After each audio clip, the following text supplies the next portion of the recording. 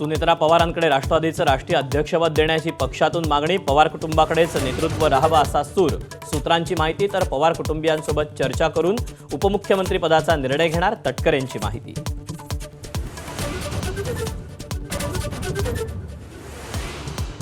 दोन्ही राष्ट्रवादीच्या विलीनीकरणाच्या हालचालींना वेग, पवार कुटुंबीय एकत्र विलीनीकरणाचा निर्णय घेणार, अंतिम निर्णय शरद पवारच घेणार असल्याची सूत्रांची माहिती।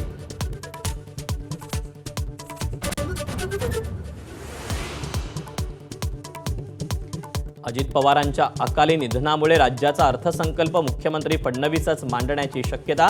23 फेब्रुवारीपासून अर्थसंकल्पीय अधिवेशनाला सुरुवात, तर 6 मार्च रोजी अर्थसंकल्प सादर होणार।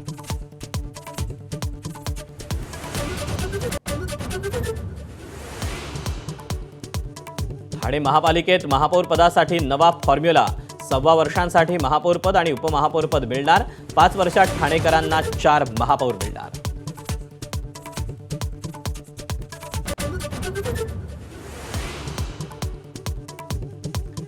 अकोला महापालिकेत सत्ता राखण्यात भाजपला यश, भाजपच्या शारदा खेडकर महापौरपदी त्यांची निवड, तर एमआयएमचे नगरसेवक तटस्थ राहिल्यानं काँग्रेस एमआयएम मध्ये राडा।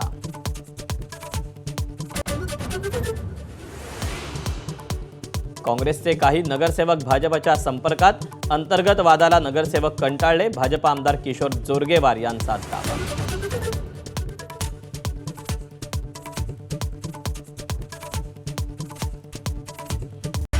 Headlines brought to you by Chitale बंधू।